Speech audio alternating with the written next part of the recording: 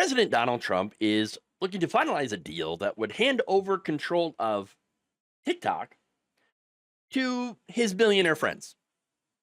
On Tuesday, the Wall Street Journal reported that under this planned deal, 80% of the stake of TikTok will be handed over to a group of American investors. Now, the remaining 20% will still remain with Chinese firms, but 80%, I mean, that's massive.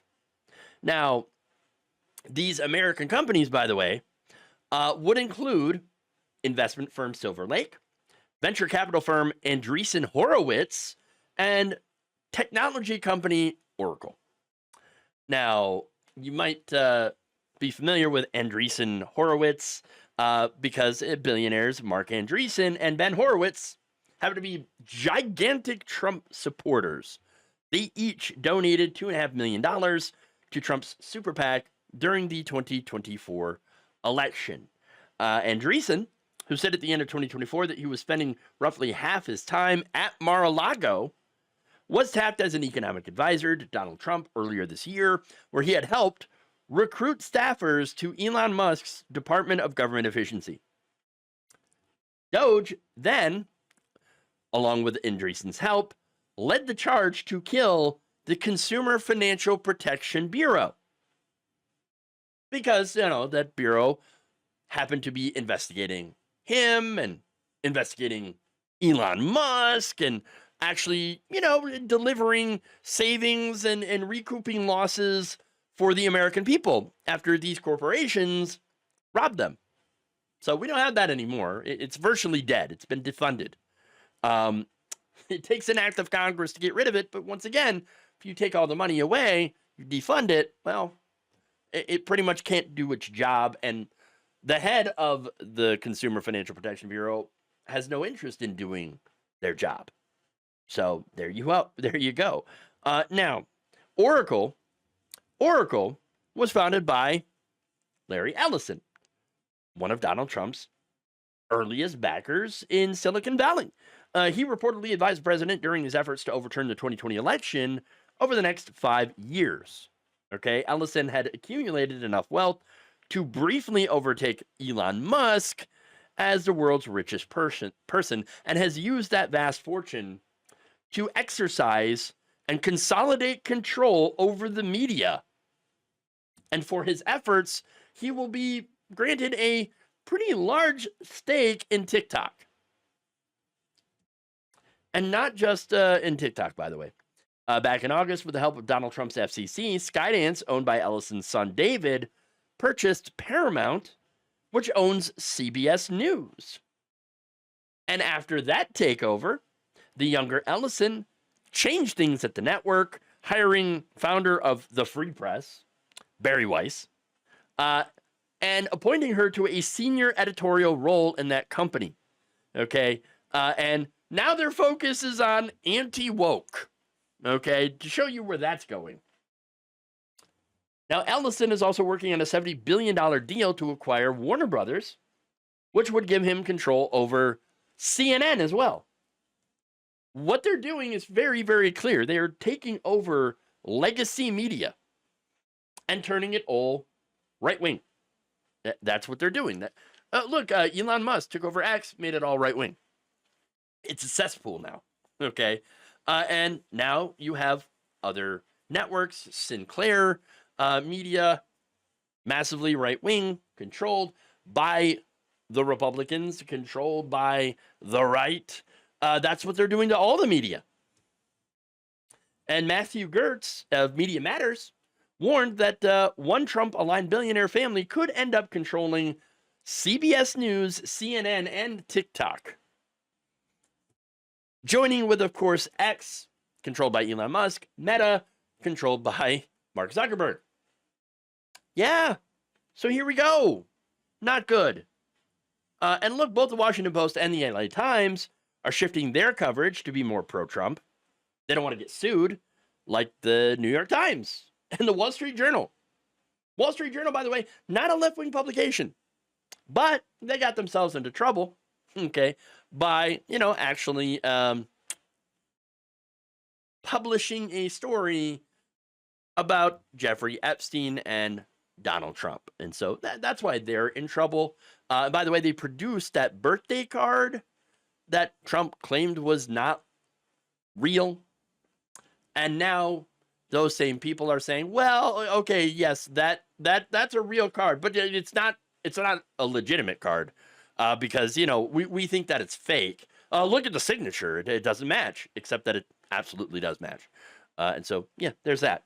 But anyway, what this is an unprecedented takeover of the media by the right wing. And there is a purpose here. It is to control information that people consume. And it has been in the works for a very, very long time. Now, I am going to piss off some of you by pointing out that this TikTok deal would not have been possible without the help of President Joe Biden and the Democratic Party. Remember, they voted in 2024 to craft legislation to ban the platform. They voted for it, or they created it, they voted for it, and Joe Biden signed it into law. Okay? And they claimed that they had to do so. They had to do so because China was using the app to spy in on Americans and using the app to feed them propaganda. That, oh my God, we have to do something about that. What's the propaganda that they were talking about? Well, TikTok was one of the few platforms that were showing the reality of Israel's genocide in Gaza.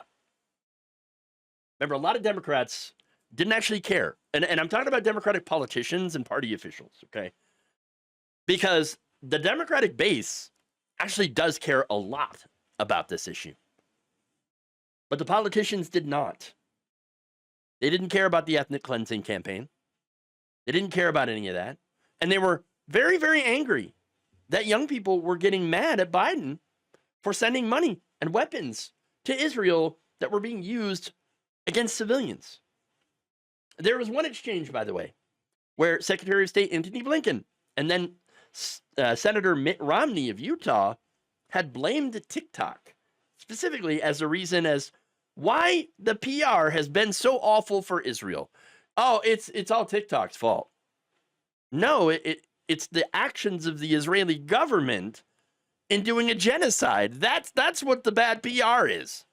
Ooh, yes, but see, the problem is that they're showing it. Yes, that's the real issue here. You're showing the horrible things that we're funding. Can't have that. We got to get rid of TikTok. Well, they just shot themselves in the foot, as well as the rest of the country. And so now, by the way, now they admitted, back then they admitted that protecting Israel was a primary motivation, their primary motivation behind the ban, to protect a foreign country that is conducting a genocide. And as a result of the Democrats' action back then, TikTok will be owned by pro-Trump billionaires that is going to censor a lot of things, including negative opinions about Israel. So I guess they're going to get what they want as well. Okay? But again, now you're going to have pretty much any left-leaning opinion or any negative opinion about the current regime that's going to get censored, buried in the algorithm. Look, how do I know this? Ellison happens to be a staunch supporter of Israel. He's donated at least $26 million to the IDF via a nonprofit called Friends of the IDF. Oh, great. And he also once offered a seat on Oracle's board of directors to corrupt Prime Minister Benjamin Netanyahu.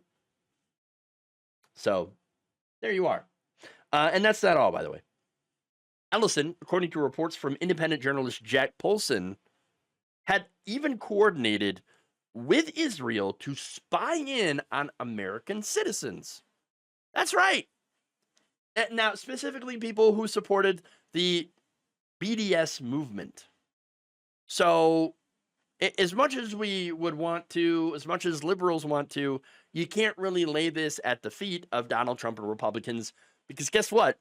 Democrats opened the door. And so, of course, Trump and the right wing, we're going to barrel right through it.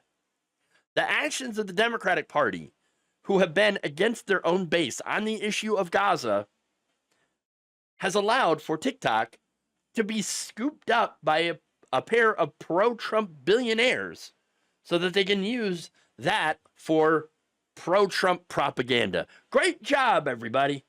Great job. Nice work, Democrats.